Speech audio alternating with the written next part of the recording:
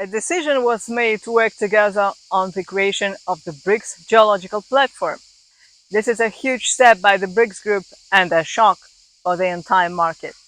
Did you know that BRICS countries hold 72% of the world's rare earth reserves, with a 30% increase in global energy consumption expected by 2050? The demand for critical minerals like lithium and cobalt is set to soar up to 40 times. Today we will tell you how BRICS countries are preparing for leading this market in the nearest future. The BRICS Geological Platform is not just about finding minerals. It's about leveraging advanced technologies and international cooperation to ensure sustainable resource management. This project, in connection with the proposal of the BRICS Raw Material Exchange, is set to revolutionize resource exploration, and here is why it matters to all of us. Representatives from BRICS Geological Services and other countries gathered recently for a three-day roundtable titled "On the Prospects for BRICS Cooperation in the Study, Development and Rational Use of Mineral Resources." Participants discussed mutual geological interests and established a framework for future collaboration. BRICS countries emphasized the need for expanded cooperation to ensure economic sovereignty. Discussions covered mineral resources, a common resource map, digital transformation, and harmonizing mineral classification systems and industry training. The Russian delegation proposed establishing a permanent BRICS Geological Platform to strengthen cooperation in subsoil use, regional geology, new technologies, and resource classification. This platform aims to facilitate interactions among experts, agencies, and scientists, promoting knowledge exchange, joint programs, and sustainable resource management. The conceptual structure includes a coordination council, project commission, technology transfer council, working groups, and expert task forces. Cooperation areas may include geological exploration, regional research, and strategic minerals, as well as digitalization of the field. How will the BRICS Geological Platform impact global mineral markets? Currently, fossil fuels account for about 84% of global energy consumption. The United Nations and other sources predict that global energy consumption will grow by about 30% by 2050, even taking into account optimistic energy-saving trends. Despite the projected growth in energy production through renewable energy sources from 86 EJ in 2022 to 220 EJ in 2050, fossil fuels will retain their high importance in the global energy mix. They will account for about 64% in global energy in 2050. South America, Africa, and developing countries in the Asia-Pacific region will be key regions of energy consumption growth. India's electricity consumption, for example, will increase by 90%. Despite the declining share, but taking into account the 30% growth in energy consumption, fossil fuel extraction and consumption should increase by about 10% by 2050. A number of minerals such as oil, gas, and coal will remain in demand in the near future, as will copper, aluminium, iron ore, nickel, and platinum due to economic and technological factors. At the same time, demand for lithium, cobalt, rare earth materials, and other types of strategic minerals is increasing.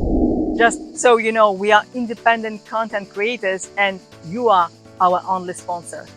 If you would like to support our work, you can use YouTube's Super Thanks feature or buy us a virtual coffee using the link below. If you can't donate, remember that sharing our video is an actually powerful way to spread our message. Thank you. The International Renewable Energy Agency predicts that by 2050, onshore wind power production is expected to increase tenfold, offshore wind power 43-fold, and solar power 17-fold. But even an unprecedented increase in energy production from new renewable sources, 7.5 times in 30 years by 2050, will only offset the increased demand by 36%, taking into account nuclear and hydropower.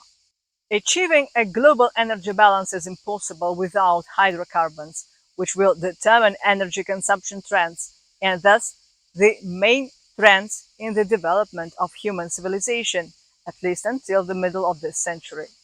On the other hand, it is obvious that the introduction of RES will continue to grow, which will lead to a significant increase in global demand for critical minerals and rare earth materials. Only about 140,000 tons of rare earth elements are extracted annually in the world. This is quite a small amount compared to hydrocarbon production, measured in millions of tons and cubic meters. But this is critical minerals, as they are called in the United Nations Economic Commission for Europe, and rare earth elements are the necessary basis for the production of high-tech products of the 21st century. The demand for these elements is growing rapidly, amounting to about 10% per year, and in a few years, it is predicted that in some of them will grow by 40 times. Energy development requires international cooperation to overcome resource scarcity, inaccessibility, and rising costs. The BRICS countries have rich mineral resources that could drive technological transformation. To develop these resources, Russia proposed a new platform for geological cooperation among BRICS countries. Digital solutions in mineral exploration and production were discussed last April at the Russia Expo. Experts emphasize the importance of integrating digital technologies, especially as Russia has accumulated vast amounts of geological data. Implementing comprehensive digital solutions can increase the efficiency of exploration efforts. Russia has one of the largest mineral resource bases in the world, ranking first in gas, diamonds, nickel, and gold reserves. Second in cobalt, tungsten, titanium, silver, and platinum group metals. Third in lithium, copper, coal, tin, boron. And in terms of reserves of uranium and rare earth metals, Russia is in fourth place and in fifth place in terms of recoverable reserves of oil and condensate. However, the extraction of rare metals with obtaining finished commercial products is carried out at single deposits. As in many countries of the world, the prospects for profitable extraction are related to the development of in-house technologies for geological exploration, extraction, and processing of existing mineral reserves. Copper is also one of the key metals of the future. For example, over 10% of the world's copper reserves are in Africa, where ores also contain cobalt, zinc, uranium, cadmium, germanium, radium, silver, gold, platinum, and palladium in commercial concentrations. The African continent has a large concentration of critical mineral and rare earth element reserves. It holds the leading position in terms of reserves of platinum group metals, chrome, manganese ores, cobalt, gold, diamonds, bauxite, phosphorites. African reserves of fluorite, zirconium ores, uranium, tantalum, beryllium, titanium, nickel, copper, vanadium, lithium, antimony, and precious stones are significant. In a number of positions, Africa's share exceeds 30% of the world resources, up to 35% for chromium, more than 40% for bauxite, 50% for cobalt and manganese, 90% for platinum group metals. Africa plays a great role in the world production of chromium and manganese. For example, chromium production in South Africa in 2022 amounted to 44% of the world's total. Africa accounts for more than 60% of the world's manganese production, about 30% of the world's bauxite, and over 75% of cobalt.